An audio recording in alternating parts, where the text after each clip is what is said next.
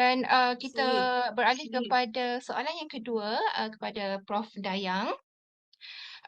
Sejak kita tahu sejak era pandemik ini yang lepas kita seringkali mendengar perkataan VUCA, malahan yang Arif Datuk Paduka Prof Zaliha pagi tadi ada menekankan tentang VUCA world atau dunia VUCA.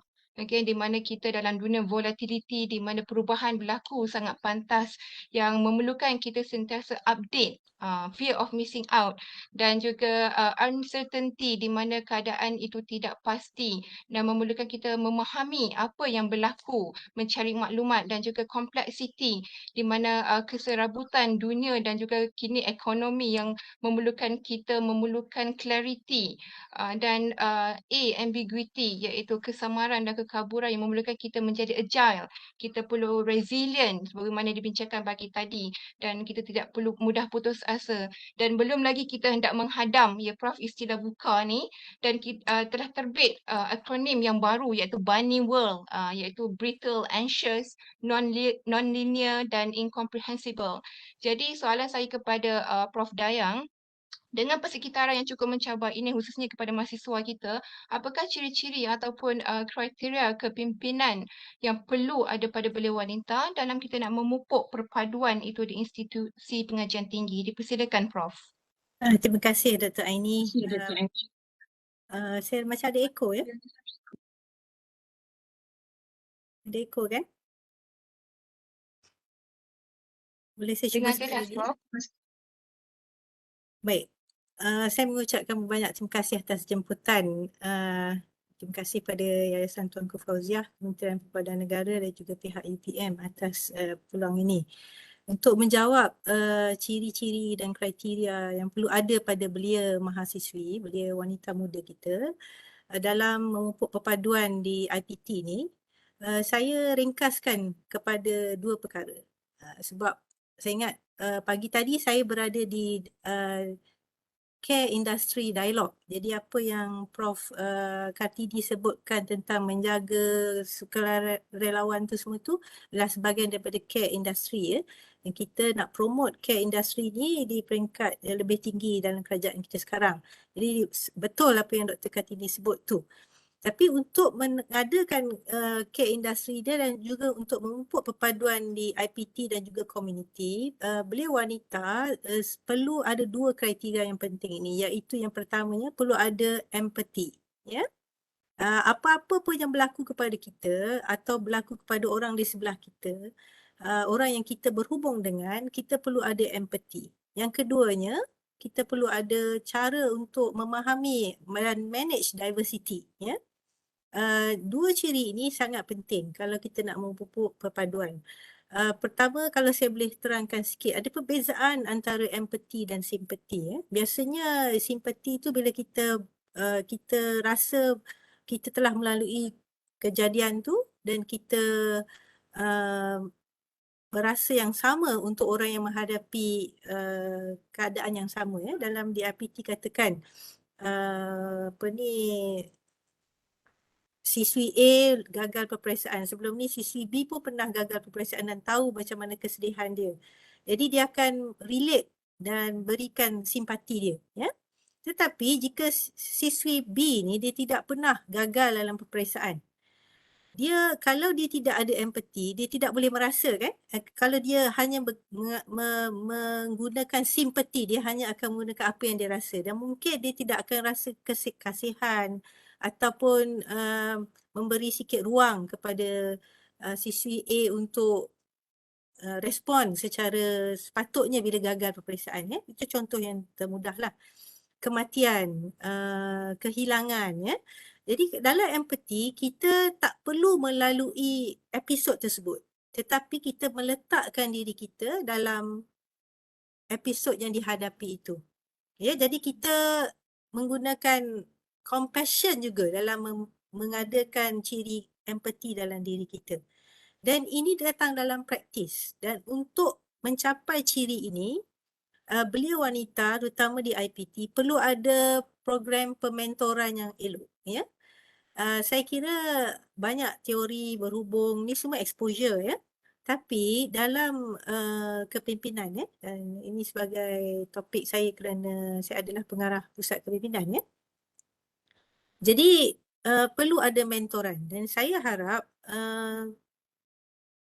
beliau wanita di luar sana mencari mentor yang sesuai yang dapat memupuk dua konsep ini, empathy dan managing diversity ya. Dalam managing diversity, saya rasa mungkin pagi tadi dah ramai terangkan apa maksud diversity kan. Tapi cara mempraktikkannya itu sangat penting ya. Untuk melihat across agama, personality, budaya seseorang itu ya. Dalam kita bekerjasama untuk satu goal yang serupa. Okay? Kalau kita tahu secara teori tapi kita tidak ada mentor untuk melihat cara yang betul dijalankan, kita mungkin gagal dalam memupuk perpaduan di IPT dan juga apabila kita berkomunikasi dengan komuniti di luar sana ya. Jadi Dr. Aini, pada saya pertamanya exposure amat penting tapi ciri yang perlu ada kepada kita dua saja. Kita mesti tahu macam mana nak manage diversity yang berada di hadapan kita ya. Saya bagi contoh lah mungkin untuk lebih menjelaskan. Sewaktu saya ni kerja hakiki saya ialah pakar bedah kanak-kanak. Dr. Aini ya. Sebelum ni saya belum menjadi doktor bedah kanak-kanak, saya doktor bedah am lah, doktor orang dewasa ya. Pakar bedah dewasa. Semasa saya bekerja di Sarawak, saya bukan orang Sarawak walaupun nama Dayang gitu. Sama saya bekerja di Sarawak, majoriti rakyat di Kuching Sarawak General Hospital tu, majoriti pada staff saya adalah doktor-doktor saya semua adalah bukan beragama Islam. Mereka ni beragama Kristian ya. Jadi dalam memupuk perpaduan dalam pekerjaan saya itu sendiri, dan saya ada mentor yang bagus dalam bidang pembedahan ya, Datuk Dr. Mahmud. Jadi kita melihat kalau kita meraihkan diversity penganut Kristian, kita tahu pada hari Ahad dia akan pergi ke church ya, pergi gereja. Jadi kita meraihkan diversity itu, janganlah kita buat walk round masa dia pergi church tu, kita faham dia ada sesi-sesi dia. Ya? Bukanlah kita tidak mengutamakan agama kita, tapi kita perlu mengingatkan diri kita nak manage diversity dan kita ada empathy kepada orang yang nak menjalankan urusan ibadat agama masing-masing. Ini contoh dia lah ya. Bila kita buat begitu dan orang-orang bawahan kita nampak, orang sekeliling kita nampak ya, masyarakat dan juga institusi yang saya sedang bekerja itu lebih menghormati kita sebagai seorang pemimpin ya. Dan saya rasa role saya di sini adalah untuk mengajak semua belia wanita bukan saja untuk diri sendiri tapi juga menjadi leader kan dalam isu-isu perpaduan di kalangan mahasiswa di IPT dan juga komuniti. Itu untuk pusingan yang ini dulu Dr. Aini. Saya harap saya dapat jelaskan. Terima kasih Prof. Dayang. Dua kriteria yang sangat padat dan bagi saya agak baru dan menarik untuk kita lihat, iaitu care industry criteria, empathy dan juga cara untuk kita manage diversity itu khususnya dari sudut permentoran. Dan juga saya banyak juga buat bidang dalam mental health. Tu kadang-kadang ada mengatakan bahawa hanya orang yang pernah mengalami isu mental, kesihatan mental itu, pernah mengalami depresi itu, pernah mengalami anxiety itu adalah guru yang terbaik bagi mereka yang baru mengalami kerana mereka sudah menjiwai, mereka tahu proses apa yang berlaku dari sudut emosi, pemikiran mereka dan sebagainya. Jadi terima kasih Prof. Dayang di atas penerangan sebentar tadi dan kita masuk kepada pusingan yang kedua. Okey, bermakna soalan kedua kepada ahli panel kita. Okey, dengan kejayaan pengiktirafan dan juga pengalaman Prof Dayang kita ni banyak menjadi wanita pertama, contoh ada wanita pertama yang mempunyai pakar dalam bidang bedah kanak-kanak dari UKM dan sebagainya. Di peringkat universiti nasional dan juga antarabangsa sudah tentu setiap peluang yang ada tidak digunakan dengan sia-sia. Jadi walaupun Belia Wanita Malaysia khususnya keterlihatan berkaliber menjadi pemimpin berpeluang untuk dikembangkan potensinya, namun terdapat laporan juga diterima di mana kadang-kala sukar untuk kita mencari ikon belia wanita itu sendiri. Ini juga maklumat yang saya terima daripada mesyuarat dengan Majlis Belia Negara di mana agak sukar mereka untuk mendapatkan ataupun mendapatkan pencalonan dalam kalangan belia wanita. Kemungkinan masing-masing tidak merasa layak ataupun mereka tidak nampak bahawasanya apa yang mereka telah laksanakan itu mempunyai fungsi dan memberi impak yang signifikan kepada orang lain. Jadi mungkin di sini Prof Kartini, Prof Dayang, maaf, boleh dijelaskan lagi bagaimana wanita telah berperanan dan bagaimana mereka dapat memainkan peranan dalam memupuk perpaduan di IPT. Dipersilakan Prof Dayang.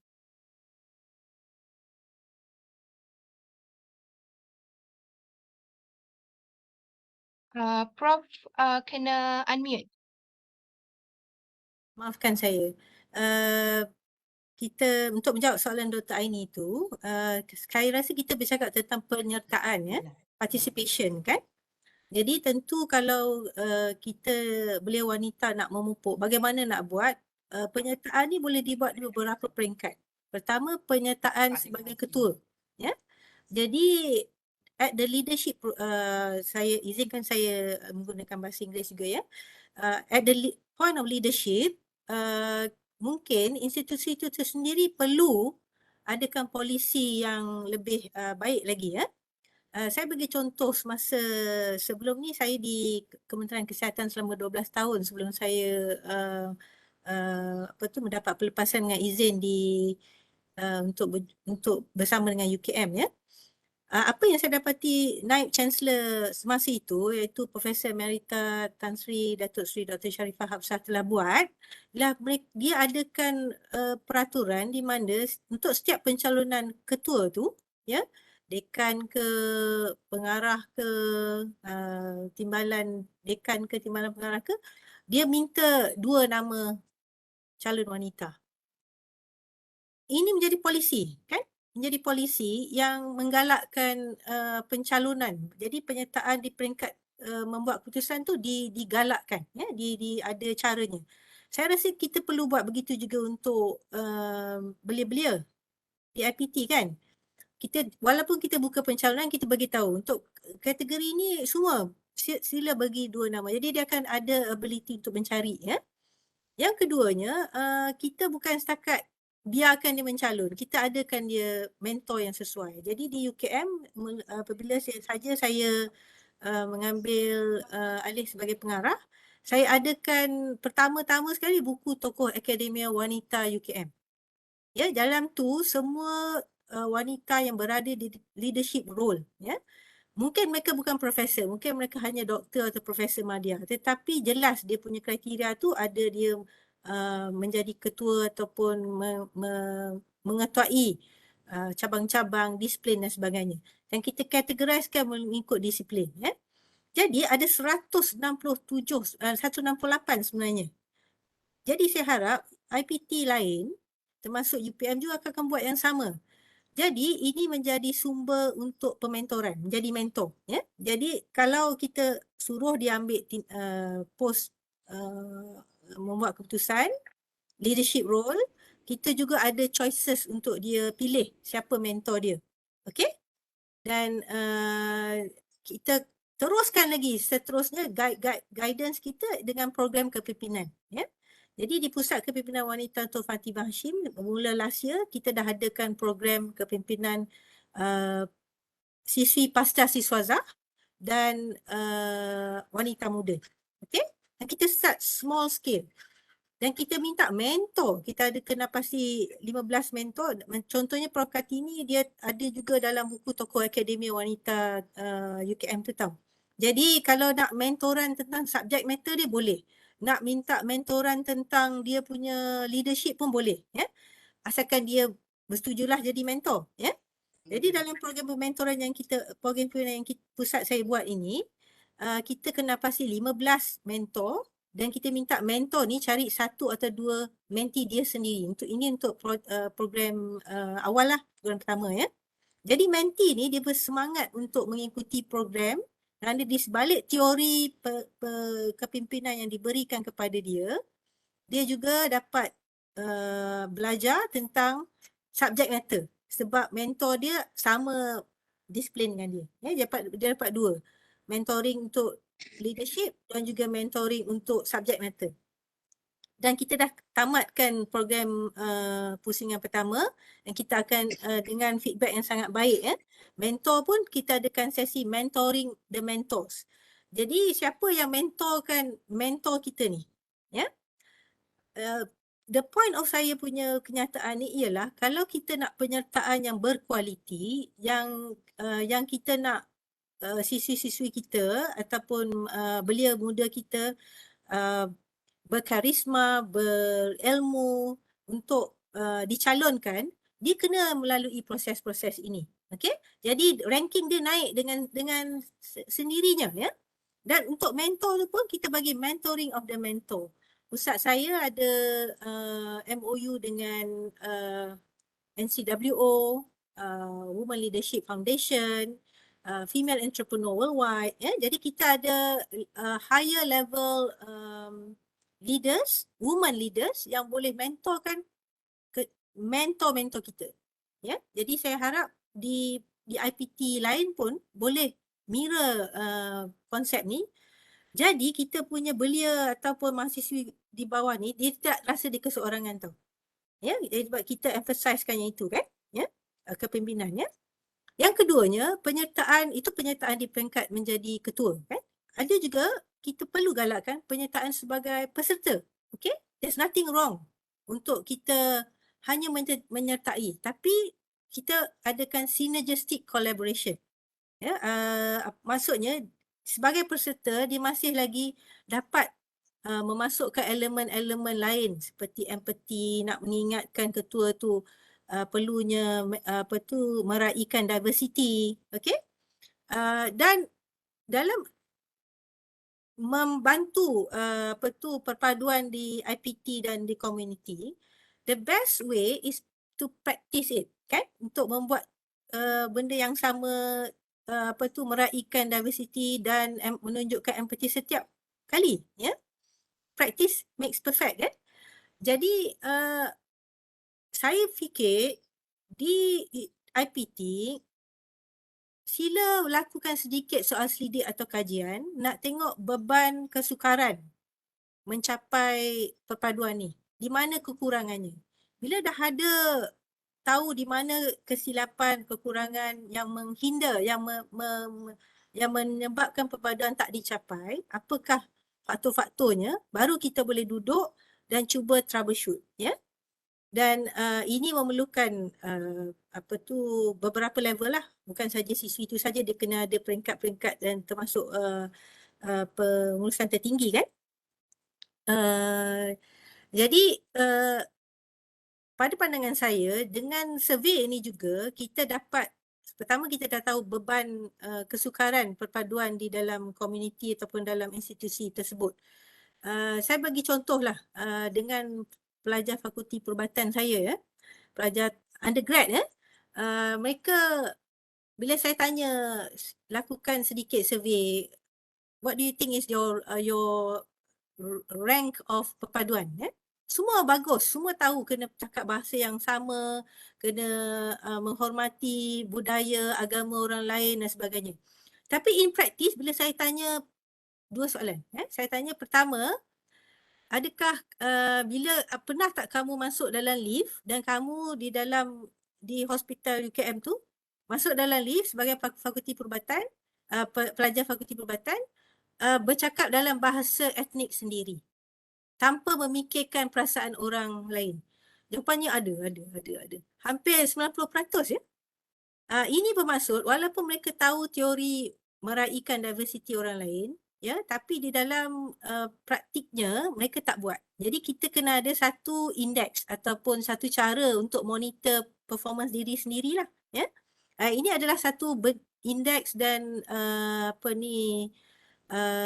risk index ni semua ni adalah salah satu subjek matter yang sangat kami tekankan di Pusat Kepimpinan Wanita, ya. Sebab kita identify the problem, give intervention, selepas tu kita rate dan monitor. Apa cara nak monitor tu? Kita boleh adakan focus group discussion, adakan indeks untuk indeks perpaduan lah, ya, di kalangan beberapa kumpulan, ya. Jadi saya dapati contohnya pelajar etnik Cina suka berbahasa Cina di dalam lift tu. Jadi menyebabkan pelajar Melayu dan India berasa tersisih sikit, ya. Jadi kita ingatkan pelajar jangan gunakan bahasa etnik apabila berada di dalam hospital katakan, sebab kita training nak jadi doktor, kita kena menunjukkan meraihkan diversiti dengan lebih tinggi lagi, ya. Untuk pelajar Melayu pula, dia kata, doktor, saya pelajar Melayu tapi kawan saya maaf lah, ya, daripada negeri Kelantan bercakap bahasa Kelantan saya pun tak faham, ya. Ataupun pelajar yang ada background Jawa, daripada Johor ke apa ke, dia cakap Jawa sesama dia, kita tak faham juga. Ini juga perlu di highlightkan, ya. Jadi apa-apa dalam kita nak bagi tahu belia wanita apa yang mereka boleh buat, selain daripada bagikan teori, kita juga highlightkan apa kekurangan yang perlu ditamatkan, ya. Apakah day practice yang mereka buat yang sepatutnya dikurangkan bagi memupuk perpaduan, ya. Jadi pada saya dua ini, ya, Dr. Aini, yang boleh dibuat oleh belia-belia kita di IPT. Dia tak sukarlah sebenarnya, ya. Dan kalau perlukan apa-apa bantuan, Pusat Kepimpinan Wanita Tuan Fatimah Hashim sudi membantu, ya. Terima kasih Dr. Aini.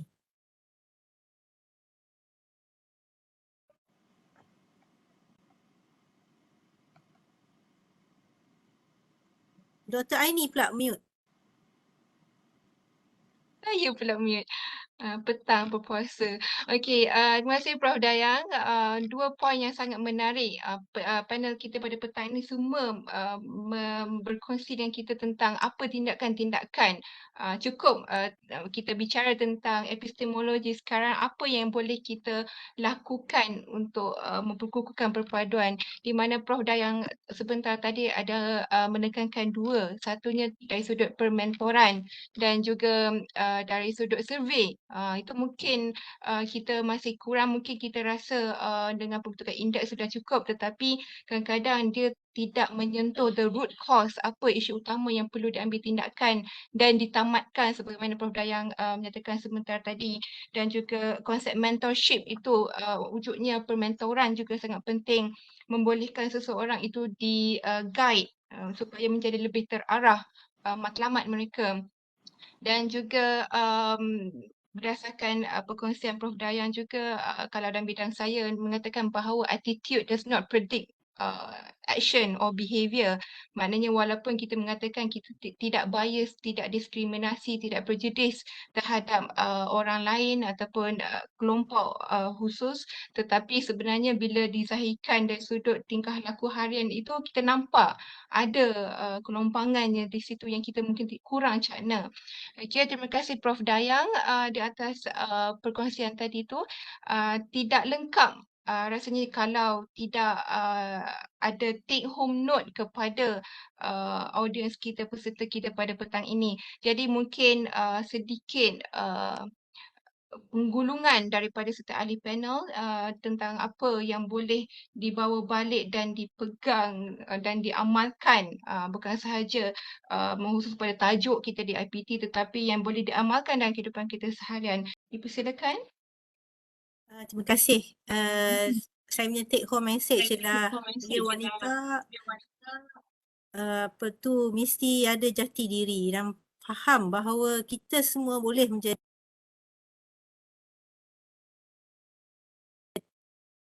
Boleh dengar ke? Dia jadi muted tadi. Saya ingat somebody mutedkan saya. Siapa saya nak terangkan, beliau wanita, kenal pasti diri anda memang boleh menjadi ketua ya. Ketua untuk memupuk perpaduan. Wanita ni banyak studi telah menunjukkan kita ada transformational leadership quality, iaitu bila kita berada di posisi membuat keputusan dan kita mengetahui sesuatu hal, contohnya perpaduan, kita sama-sama nak orang keliling kita naik bersama-sama dengan kita. Transformational, everybody wins ya.